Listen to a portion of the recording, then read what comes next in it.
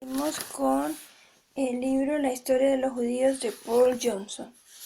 Los relatos acerca de las plagas de Egipto y los restantes milagros y maravillas que precedieron a la huida israelita han dominado de tal modo nuestra lectura del Éxodo que a veces perdemos de vista el mero hecho físico de la rebelión y la fuga exitosa de un pueblo esclavo, el único caso registrado en la antigüedad.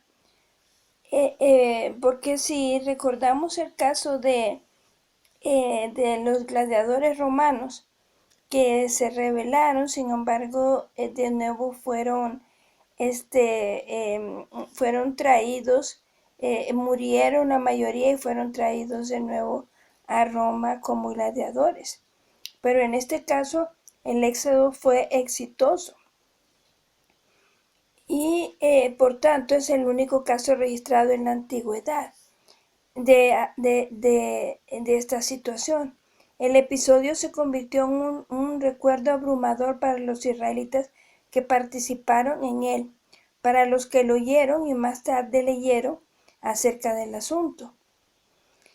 Algo sucedió en las fronteras de Egipto que persuadió a los testigos oculares de que Dios había intervenido directa y divinamente, decisivamente a su favor.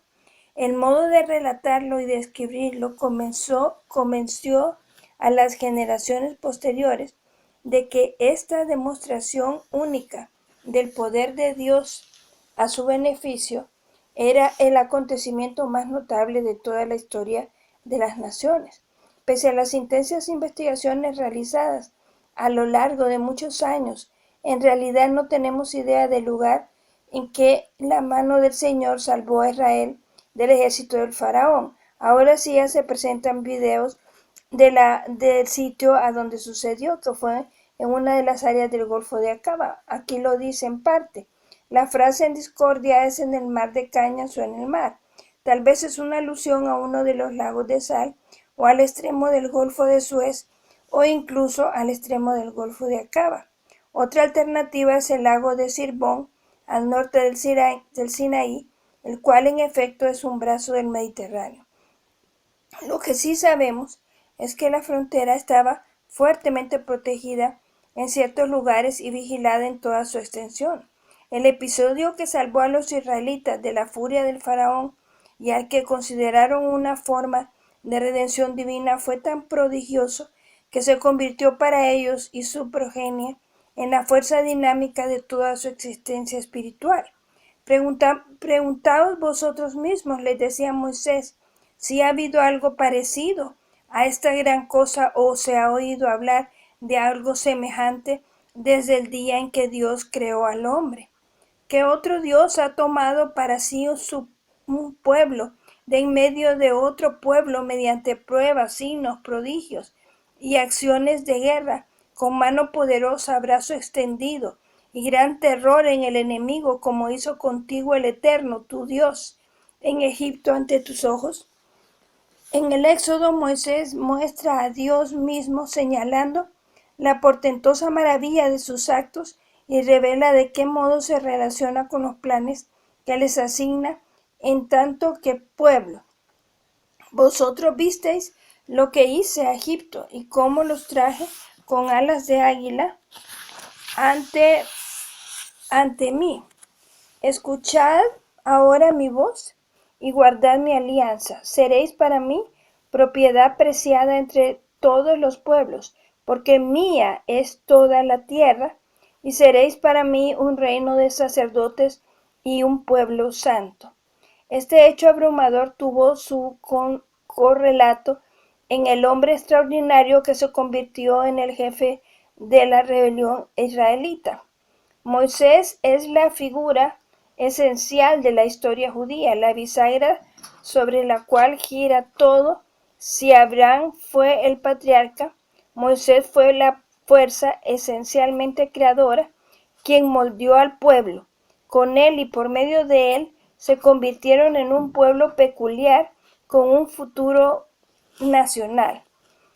Era un arquetipo judío como José, pero muy distinto y mucho más formidable.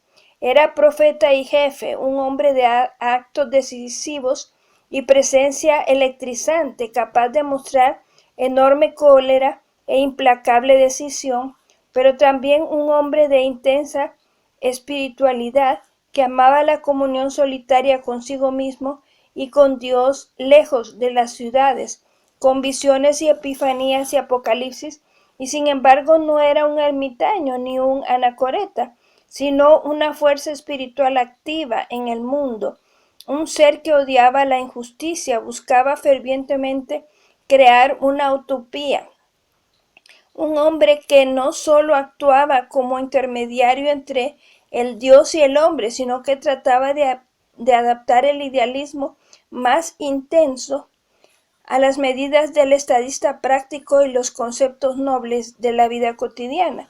Sobre todo era legislador y juez, el creador de una estructura poderosa destinada a encerrar en un marco de rectitud todos los aspectos de la vida privada y pública, es decir, un totalitario del espíritu.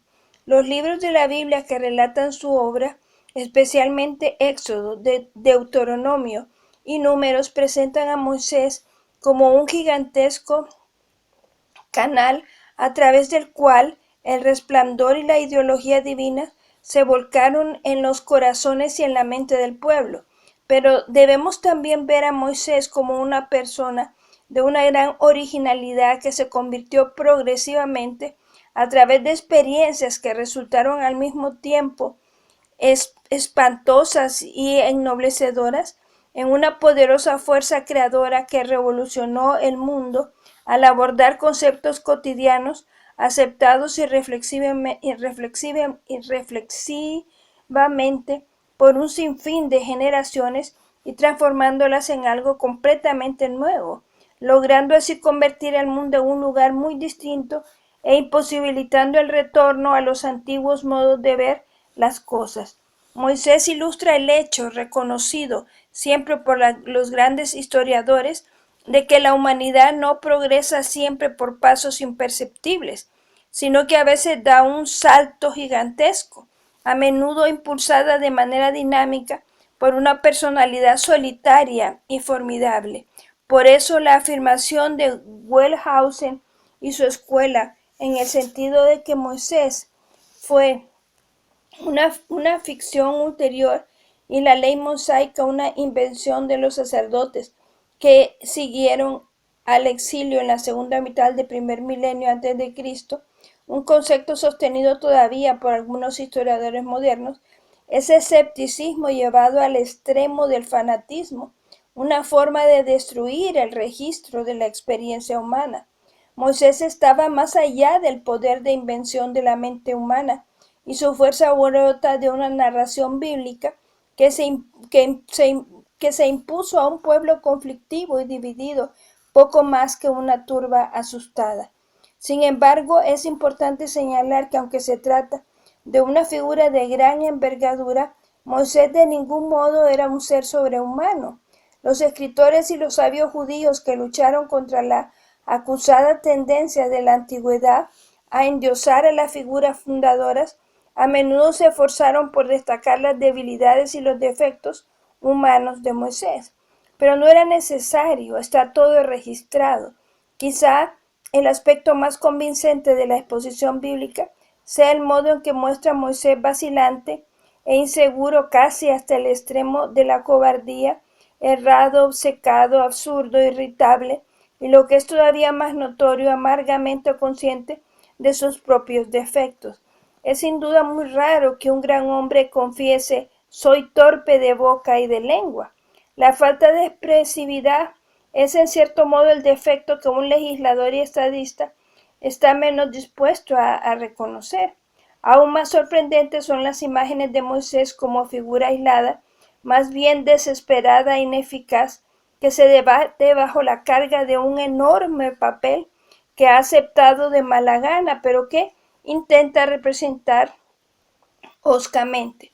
El Éxodo en el capítulo 18 lo muestra como un juez concienzudo oyendo los casos que le trae la gente desde la mañana hasta la noche. ¿Por qué te sientas tú solo, haciendo que todo el pueblo tenga que permanecer delante de ti desde la mañana hasta la noche? Moisés replica fatigado. Es que el pueblo viene a mí para consultar a Dios. Cuando tienen un pleito vienen a mí y yo dicto sentencia entre unos y otros y les doy a conocer los preceptos de Dios y sus leyes.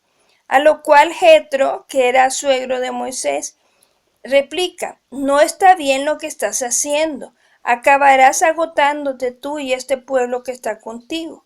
Y así propone la creación de un cuerpo judicial estable y bien preparado. Y Moisés, que en muchos aspectos es un hombre modesto, con la magnanimidad necesaria para solicitar y seguir un buen consejo, hace lo que el anciano propone.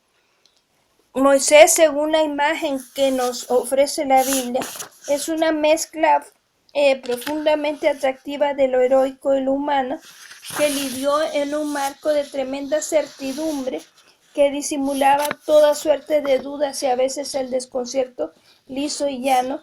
A causa de su posición tenía que mostrar una fachada de omnisciencia, puesto que necesitaba mantener unida su disco la horda. Estaba obligado a hablar a voz en cuello y mostrándose siempre seguro de sí mismo e implacable, aunque él no fuera así en su fuero interno. Por eso su imagen era severa y su consigna que la ley someta a la montaña. Sin duda es verdadera la antigua tradición agídica de que Aarón era más popular que su hermano mucho mayor. Cuando Aarón murió todos lo lloraron, pero cuando Moisés murió solo los hombres guardaron luto. Gracias a los datos contenidos en la Biblia, los lectores quizás tengan hoy una imagen más cabal de la personalidad de Moisés que la tuvieron los hombres y las mujeres que lo siguieron realmente.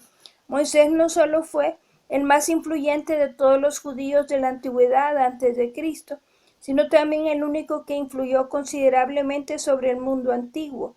Los griegos lo refundieron con sus propios dioses y héroes, especialmente con Hermes y Museo.